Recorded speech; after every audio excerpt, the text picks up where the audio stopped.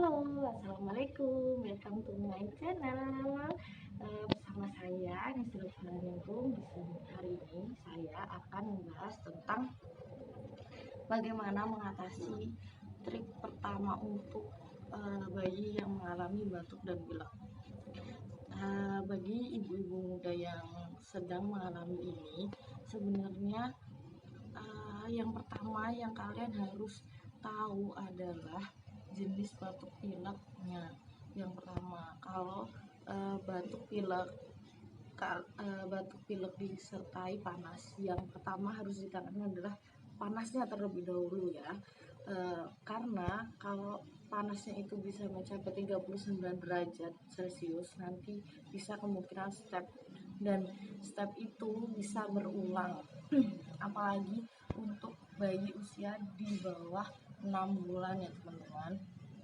Jadi benar-benar harus waspadai kalau untuk demamnya itu. Jadi demam harus diturunkan terlebih dahulu, setelah itu baru deh nanti untuk batuk dan pilek itu kita lakukan penguapan sendiri. Yang pertama, kita harus melakukan penguapan yang paling simple itu ya, karena kalau penguapan itu memang biasanya bisa dilakukan di rumah sakit, cuman kita bisa lakukan sendiri sebenarnya di rumah dengan cara kalian ambil baskom kecil, habis itu nanti kasih air hangat, air panas saja nggak apa-apa, air hangatnya yang masih ada uapnya seperti itu, nanti kasih minyak yang mentol, yang ada aroma mentol, atau kasih bawang putih di dalam baskomnya tersebut.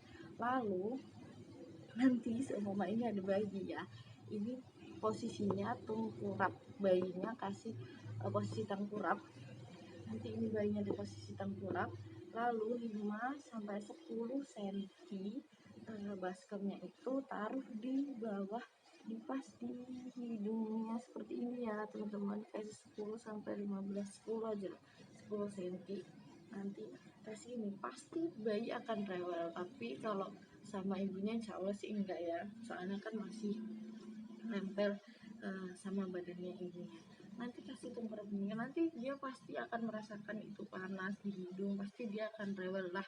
Di situ jangan panik ya, jangan panik teman-teman. Nanti kalau dia nangis malah tidak apa-apa, karena nanti pasti uapnya itu bakal tambah masuk ke dalam paru-paru dia saat dia menangis. Itulah bayi akan menghisap lebih banyak, walaupun nanti akan keluar juga itu ingus-ingusnya pasti akan keluar. Nah di situ nanti kalian balik, lalu kalian ambil ingusnya, nanti balik lagi.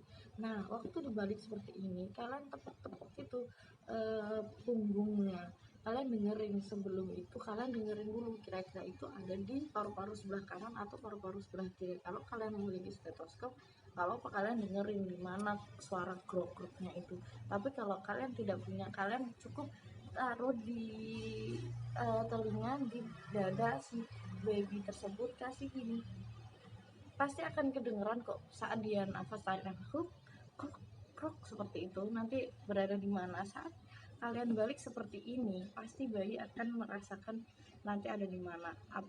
Kalau dia ada di posisi kanan, kalian harus tepuk dari kanan menuju kiri ya.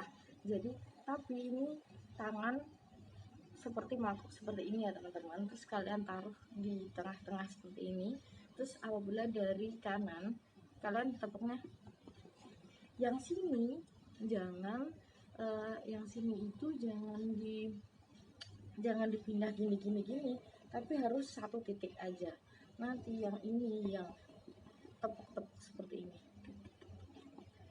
ini akan membantu dahaknya itu biar bisa keluar. Kan kalau anatomi paru-paru ini kan, paru-paru nih nanti pasti flek itu ada di bronkusnya atau di alveolusnya. Nah nanti akan ini, di sini ada bronkusnya, di sini bronkiolus dan alveolus.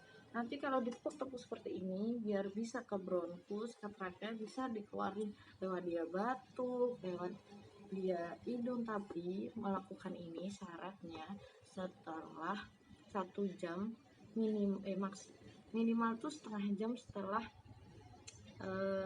ASI. kasih ASI ya, atau 1 jam setelah kasih ASI, karena takutnya nanti malah muntah atau apalah ya, kita mencegah hal-hal semacam tersebut.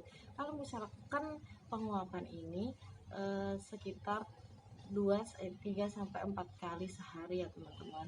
Saya waktu penelitian itu sering seperti itu, 3 kali sehari setelah memberikan ASI ya, intinya setelah memberikan ASI eksklusif.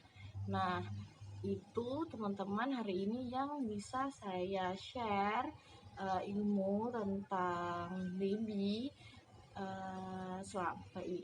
Semoga bermanfaat. Sampai jumpa di next video. Bye bye. Assalamualaikum warahmatullahi wabarakatuh.